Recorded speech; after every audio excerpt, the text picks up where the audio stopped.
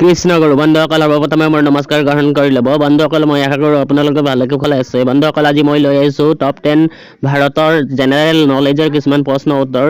বলক বন্ধুসকল আজি প্ৰশ্ন নং 1ৰ পৰা ভিডিঅ'টি আৰম্ভ কৰোঁ। বন্ধুসকল আজি প্ৰশ্ন নং 1 হৈছে অসমৰ প্ৰথম উচ্চ ন্যায়ালয়ৰ ন্যায়াধীশ কোন আছিল?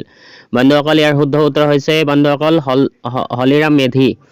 বন্ধুসকল আজিৰ প্ৰশ্ন নং 2 হৈছে অসমৰ প্ৰথমটো তেল শোধনাগাৰ কেতিয়া ক'ত স্থাপন কৰা হৈছিল? বন্ধুসকল ইয়াৰ শুদ্ধ উত্তৰ হৈছে বন্ধুসকল উত্তৰ 1901 চনত ডিগবৈত স্থাপন কৰা হৈছিল। আজিৰ প্ৰশ্ন নং 3 হৈছে বন্ধুসকল প্ৰথম অসমীয়া চলচ্চিত্ৰখনৰ নাম কি? ইয়াৰ শুদ্ধ উত্তৰ হৈছে বন্ধুসকল প্ৰথম অসমীয়া চলচ্চিত্ৰখনৰ নাম হৈছে জয়মতী 1935 চনত। আজিৰ প্ৰশ্ন নং 4 হৈছে কোনে অসমীয়া ভাষাত প্ৰথমে ব্যাকৰণ লিখিছিল? বন্ধুসকল ইয়াৰ শুদ্ধ উত্তৰ হৈছে বন্ধুসকল উত্তৰ উইলিয়াম ৰবিনছনে।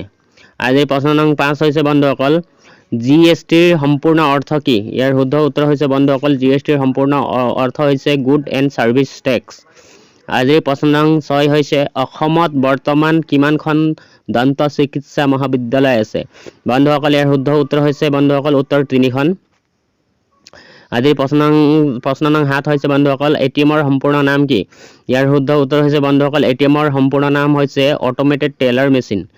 আজিৰ প্ৰশ্ন নং 8 হৈছে বন্ধুসকল উত্তৰ পূৰ্বাঞ্চলৰ সৰ্বপ্ৰথম মেডিকেল কলেজ কোনখন? ইয়াৰ শুদ্ধ উত্তৰ হৈছে বন্ধুসকল অসম মেডিকেল কলেজ। আজিৰ প্ৰশ্ন নং 9 হৈছে বন্ধুসকল স্বাধীন অসমৰ প্ৰথম মুখ্যমন্ত্ৰী কোন? ইয়াৰ শুদ্ধ উত্তৰ হৈছে বন্ধুসকল স্বাধীন অসমৰ প্ৰথম মুখ্যমন্ত্ৰী হৈছে গোপীনাথ বৰদলৈ। আজিৰ প্ৰশ্ন নং 10 হৈছে বন্ধুসকল এমেজন কোম্পানীৰ একদিনৰ আয় কিমান? ইয়াৰ শুদ্ধ উত্তৰ হৈছে বন্ধুসকল উত্তৰ 340 কোটি টকা।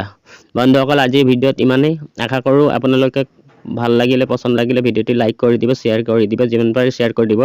আশা কৰোঁ যদিহে আপুনি মোৰ চেনেলত নতুনকৈ আহিছে তেন্তে মোৰ চেনেলটো ছাবস্ক্ৰাইব কৰি থৈ দিব। জয় আই অসম, জয় ভাৰত, বন্দে মাতৰম। শুভৰাত্ৰি বন্ধুসকল, গুড বাই।